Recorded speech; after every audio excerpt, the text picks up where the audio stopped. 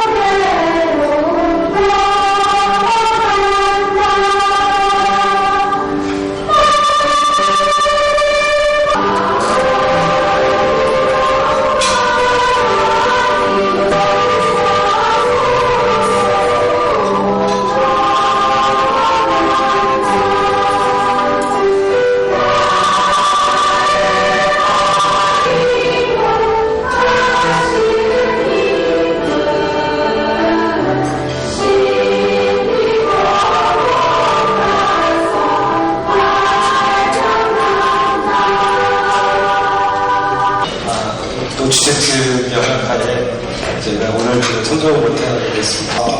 여러분들은 여러분 나름대로의 또 시간을 갖고 계시고 그리고 견해를 갖고 계시는데 여러분 사진이 너무 잘 나오고 잘생겨서 주최 측에서 사회를 맡겠다 이런 학생이고요. 대회가 열리지 않았다 생각됩니다. 국인 스웨덴도 동의한 것이 한점에서 조사 결과에 대한 객관적인 검증을 받았다라고 이 조사단의 성격을 좀 국제화시켰고 그러면 이제 미중 전략 경제 대화가 있었죠. 그래서 최근 작년부터 이제 미중 간의 전략 경제 대화가 이제 본격화되고 논의되는 것은 미중 관계에서 가능한 측면인데 이러한 현장에서 처음 사건이 이제 논의가 되었었죠. 그리고 5월 26일에는 한미 외교장관 회담이 열렸고요. 한미일 3국 고위급 대화도 열린 바 있습니다. 그리고 28일에는 이만희 대통령이 원자로 총리와 회담을 했고요. 30일에는 황수현입니다.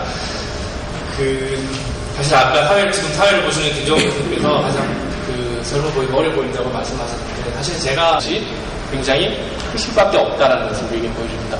그리고 그 반대편에는 일본이 위치하고 있습니다. 이 일본은 역시 많이 기억을 하시겠지만 역사적으로 우리보다는 상당히 모든 국가이익을 자기네들 북한의 최고 리더인데요. 최고 지도자인데 그 최고 지도자의 자격은 북한 국방위원회 위원장으로서의 자격으로서 그 최고 지도자의 자격을 가지고 있습니다. 조명록 부위원장 2000년도에 백악관을 방문해서 클린턴과 회담을 했던 제1 부위원장이죠. 그리고 이제 몇 명 중요한 사람이 여기 이제 오국열이 부위원장이 있고요. 그 다음에 최근에 다시 말씀드리겠지만 북한이 이제 김정은 3담으로의 세습을 준비하고 있는데 그 과정에서 가장 중요한 사람이라고 말씀을 드릴 수가 있습니다. 지금 제가 말씀드린 걸 간단하게 요약을 드리면 이 한반도 주변의 국제 정세라는 부분 미국, 중국, 일본, 러시아라는 4개국이 가지고 있는 국가를 했습니다. 그래서 이 로스안젤레스에 오면은 상당히 참 제2의 고향 같은 기분이 들고 그래서 이제 아무래도 지난 DJ 정부와 노무현 정부와의 차이에 대해서 비교해서 말씀을 이제 이야기가 많이 되는 것이죠. 왜냐하면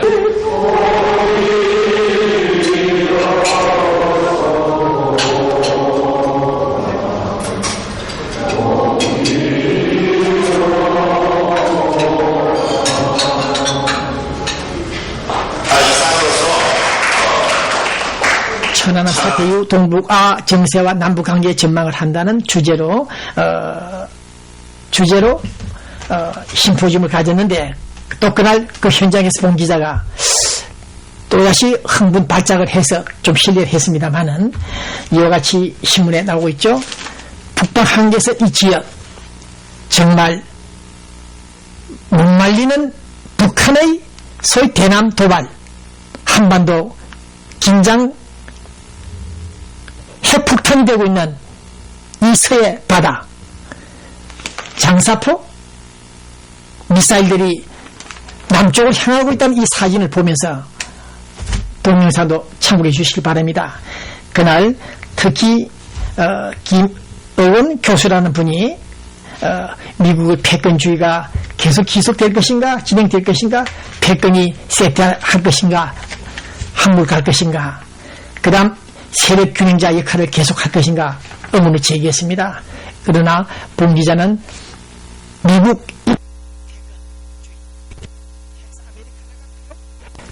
차이나로 이동한다 할지라도, 중국의 힘이 부상한다 할지라도 우리 미국 결코 항공모함들이, 핵무기를 탑재한 항공모함들이 결코 악의 축들을 용납하지 않을 것이다. 용인하지 않는다.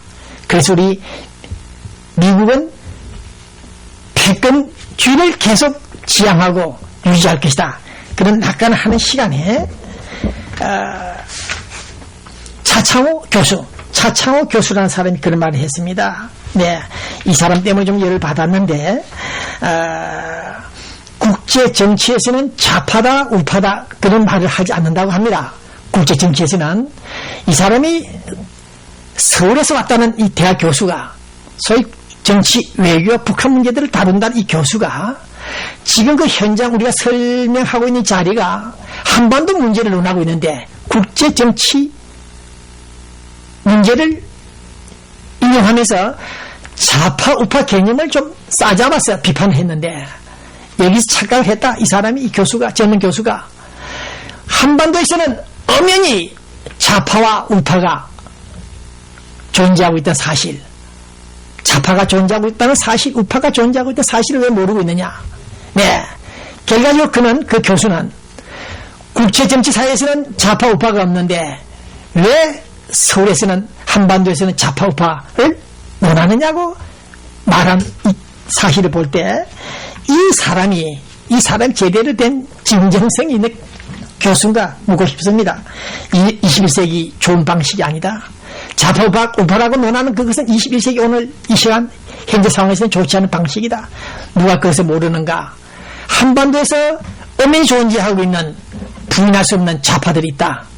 어제 그저께 6월 25일 날도 정부 당국이 불허했음에도 불구하고 몰래 비행기를 타고 평양에 도착했던 진보연대 목사 박요한입니까? 이런 사람들이 있다는 사실을 볼 때 그것은 무엇을 의미하는가?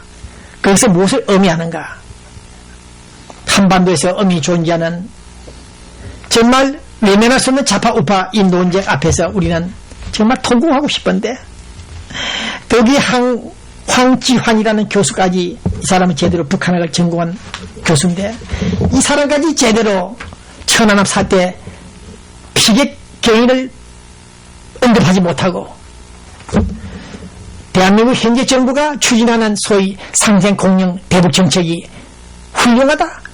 그것은 오히려 6.25 공동선언보다 몇천 배 나은 것이다. 북한이 그것을 잘못 판단하여, 그것을 잘못 이해하고 국회를 하여 이명박 정부를 왜곡하고 있다. 그래서 이와 같은 천안함 사태가 초래되다는 말을 못하고 햇볕 정책, 연평해전, 대청해전만 논하면서 삼남 후계 체계가 없다라는 소리만 하고 북한의 그 절박한 상황만을 이해하려고 했던 이런 북한 학과 교수들을 볼 때 봉 기자는 오늘 정말 눈뜨고 못 보겠다. 이런 나쁜 사람들이 21세기 오늘 대한민국 헌법 하에서 거식하고 있는가? 왜 그들은 대한민국 헌법 1조 1항부터 해서 10조까지도 제대로 이해를 못하고 있는가? 잠정적인 특수관계에 있는 한반도, 나라와 나라의 관계가 아니고 특수한 통일을 위해서 통일을 지향하는 특수한 관계에 있는 이 남북한 상황을 이해하지 못하고 북한의 잘못된 대남 전략, 적화 통일 전략,